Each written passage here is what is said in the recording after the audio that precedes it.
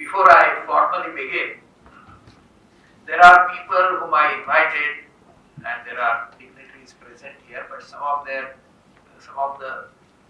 I would like to specifically make a mention of. My good old friend Merrosh Mehta has come. Uh, Dr. Preeti Shirodkar, who heads Management Institute, is here, and Dr. Sujita Krishna Prasad, who is a well-known labor economist. She does a lot of projects for ILO also, and she recently retired as the head of economics department of Elphinstone College, is also here.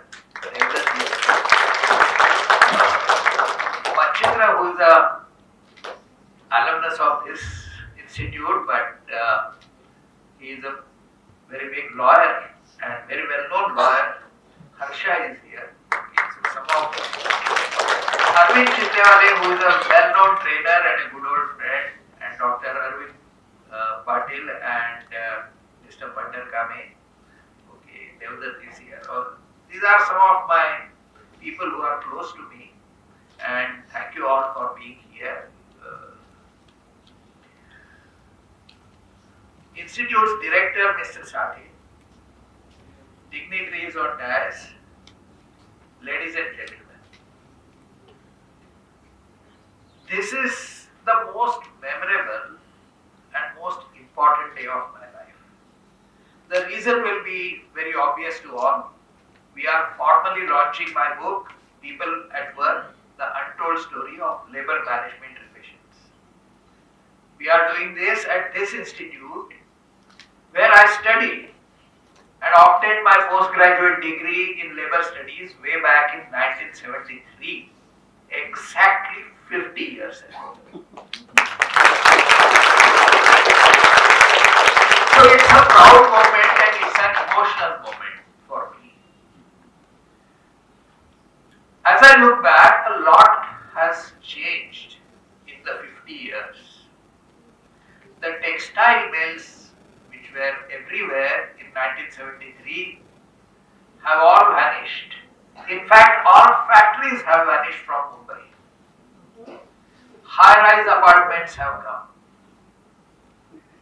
Internet has changed the way we work, and it will change it even further. At this institute, sir, in my days, we used to discuss wisdom and intelligence of great people and great leaders. Nowadays, we discuss artificial intelligence. Everything has changed.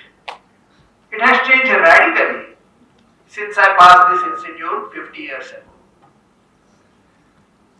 But sir, one thing has not changed.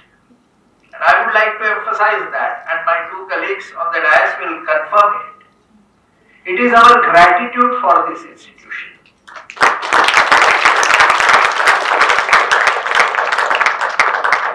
I have not forgotten what I learned in this institute.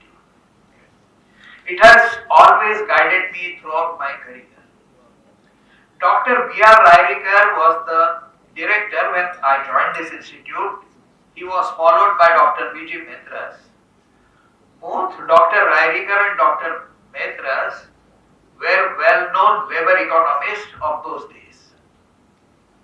And Dr. Shanta Vaidya, who was professor of industrial sociology, you will all not know these people, that's why I am talking about it. Arvind referred to Dr. Shanta Vaidya. So Dr. Shanta Vaidya, who was the professor of industrial sociology, sir, she had a PhD from London University. So these were people of very high stature, and yet they were able to relate to students like us. Dr. Shanta Vaidya later was heading the research wing of Hind Mazdoor Sabha. They shaped our minds. They shaped our thoughts. And I will remain ever grateful to them. I pay my respects to them. After all, everything must begin with Guru Vandana. So, it comes not because of tradition, but because of my deep sense of gratitude to these people. I often met Dr. Shanta Vaidya at her Pune residence whenever I went to Pune. On one such occasion, Dr. Shanta Vaidya presented a book to me which she had authored. It was a book in which she had written short essays about various religions in the world. It's a small book, small essays, but wonderful book. She said, I always wanted to write this book and I am happy that I have finally done it. At that juncture, my professor, Dr. Shanta Vaidya, was 82 years old.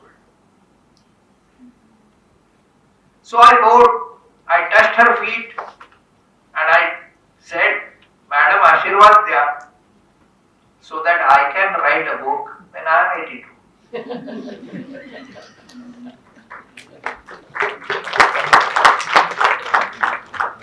Her blessings must have worked because I have written this book when I am 72. And we are launching this book very formally at my alma mater. What more can one ask from life? This is all that one can get and ask for life. Mr. Iyer talked about learn, earn and return things. Okay? This is something I have talked very often. So I learned that there are 3 phases of career and young boys and girls may like to understand this. First 10 years, we must focus on learning. So you get into the industry when you are about 24 or so, till about 34, you must focus on investing in yourself, in learning the tricks of the trade, improve your knowledge, improve your skills. The next 10 years, you may focus on earning because you will get married, you have to provide a good life to your family. So first 10 years, learning, next 10 years, earning, and thereafter only returning. And returning means giving back to the society, leaving a legacy. That is the way to structure one's career. When you work for 20 plus years in your profession, that is learning and earning, you develop a certain viewpoint of what is right, what is wrong, and what needs to be done. All this ought to be told to the next generation in the remaining part of one's career. We must leave behind a legacy. My book, People at Work, The Untold Story of Labor Management Relations, is my contribution in that direction. This book represents my returning with gratitude to the society. It is also the culmination of my career in human relations and industrial relations. In my book, I have written about labor management relations. Much is written about managers and leaders in the businesses, in the business magazines, but rarely something is written about workers who form precariat. And precariat is a recently coined word. It's a portmanteau of precarious and proletariat. I am not a communist. The moment you hear the word proletariat, don't think of me as a communist. But this is the portmanteau. It means people whose income is insecure, whose jobs are insecure, who have working conditions which are intolerable. So, they write about when something goes wrong. The journalists write about something goes wrong when there is an accident or a strike.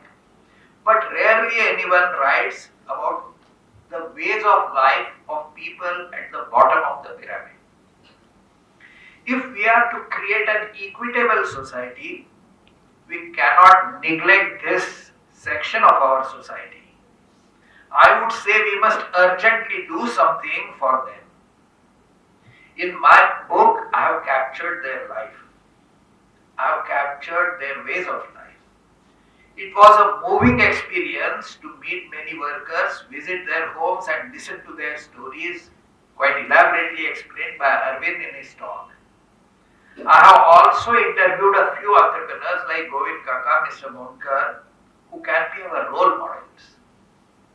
I hope that my book succeeds in making the sensibilities of readers more acute. If that happens, I will think my mission is successful. Sir, and the dignitaries on dais, ladies and gentlemen, I thank for your presence at this event, which is one of the most important events and important days of my life. I shall remain ever grateful. Thank you.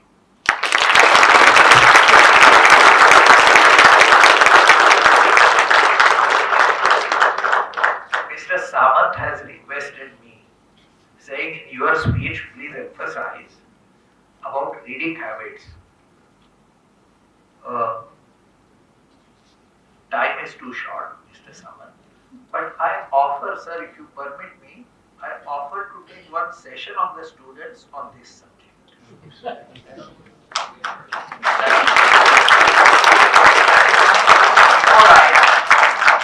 I close, okay, I have to thank all the speakers for the good things they have talked about me, particularly in the presence of my wife.